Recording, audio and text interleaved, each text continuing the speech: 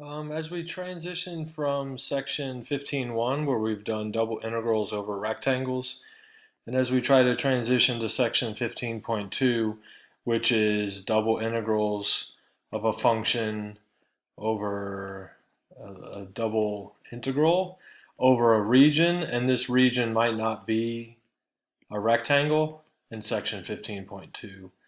As we transition to that section, it's going to be important to kind of realize a couple of things about double integrals is that there are usually two steps to any integral problem. And the first thing is to set up the integral, okay? And then there will be a second step, two, which is the evaluation step of that integral, okay? So we can see here in, say, problem number 13 from section 15.1, the integral is already set up for you, okay? And then the rest of the problem is to actually do the evaluation of that integral.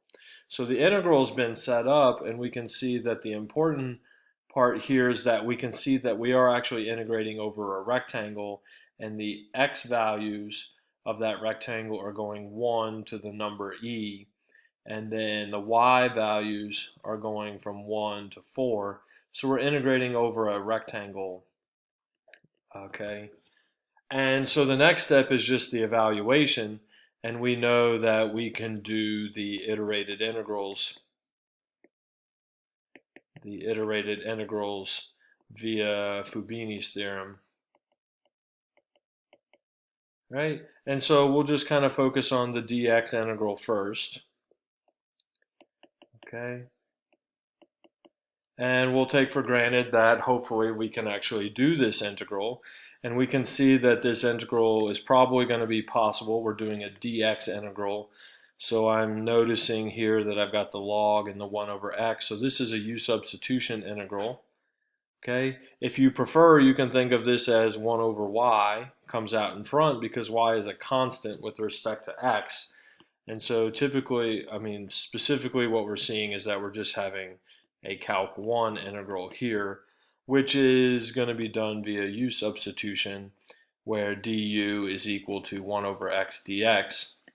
And so this integral that we have is going to be 1 over y, the integral of u du, and when x is equal to 1, the logarithm of 1, we've switched to u limits, and u will be the logarithm of e, which is equal to 1. Logarithm of 1 is 0. So we can see here that the new integral we need to compute is 1 over y, integral from u is equal to 0 to u is equal to 1, u du, and we get 1 over y, u squared over 2 from 0 to 1.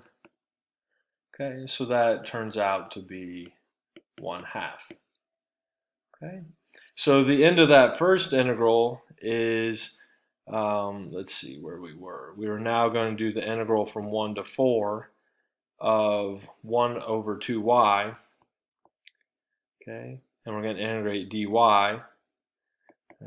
And we can see that this is just 1/2 the logarithm of y from 1 to 4. So our answer turns out to be 1/2 logarithm of 4 minus the logarithm of 1, which is 0. So our answer should be the logarithm of 4. Okay, we can double check our answer real quick just for this evaluation of the integral. So Palette, writing assistant. Okay, I'll bring up the palette. We'll do an integral. We'll do a double integral, and we'll integrate, what was it, logarithm. In Mathematica, the natural logarithm is written log divided by x times y. Let's integrate. The order we were given was dx dy, and it's this order that we're going to use going forward, 1 to exp of 1. And hopefully this comes out to be the logarithm of 4.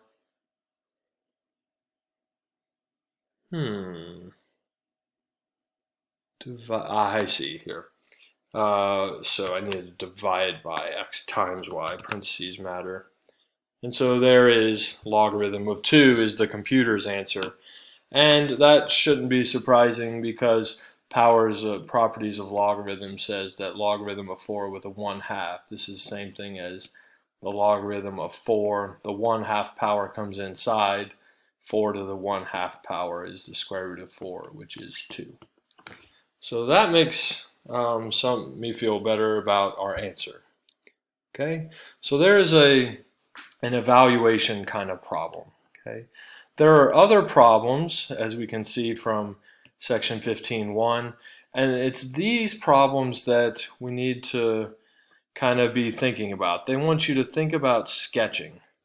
Okay, so when it comes to setting up the integral, right? Okay, it's going to be important in this step 1 to maybe be able to come up with sketches. Okay, now we can see here in this problem, for example, that they've already set up the integral for us. But it's going to be a useful skill to figure out if, when we look at this double integral, do you see a sketch behind that? Can you tell what that double integral is actually doing? Okay, so we'll notice in this problem that we're doing a double integral over a region of some function f. Okay, and we can see here that our function is a function of 2 variables. Okay, and we can see that dA in this problem is given by the order dy dx. And that means that y is going from 0 up to y is equal to 2. X is going from 0 up to x is equal to 1. And because these are all constants, we can tell that we are integrating over a rectangle. Okay? So this is a double integral over a rectangle. Okay? We can also see, we can tell what this function is, right? That function is familiar to us. We know that it is a paraboloid, and that paraboloid is opening downward, and when x is equal to 0 and y is equal to 0, the z value is equal to 9, so we have a z value up here at 9 when x is 0 and y is 0. So we're up here at 9.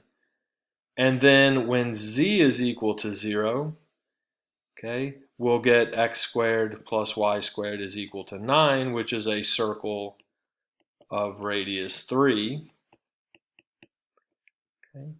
So this paraboloid must be up there at 9, and then as the paraboloid extends down, and finally when it hits the z equals 0 plane, we're creating a circle. Okay, so there is our function. We've got this surface here. I'll just do a little bit different sketch of it. We've got a surface, right? But by doing this integrating over a rectangle, we were integrating from x goes from 0 to 1, only this little part, and y goes from 0 up to 2.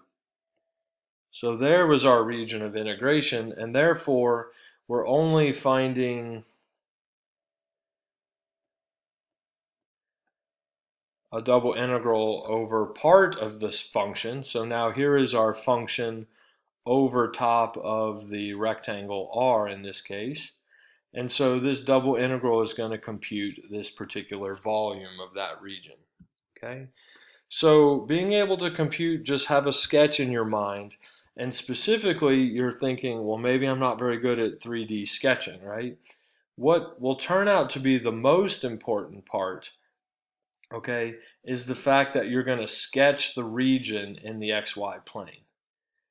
And by looking at these limits of integration, we should be able to figure out that our region is going from x going from 0 to 2, and y is going from,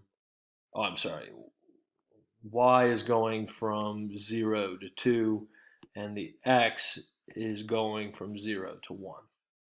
Okay, so here was our region of integration, and it'll turn out that just creating this 2D sketch of the region, that this is going to be absolutely critical to doing the setup step 1 of your integral. Okay, so I will leave it for you to finish step 2, the evaluation of that integral. You could try to do that now, and if you'd like to see the answer, I will do that over here while you were trying to complete that integral. So, okay, so you work for a minute or so, and I will just do the integral.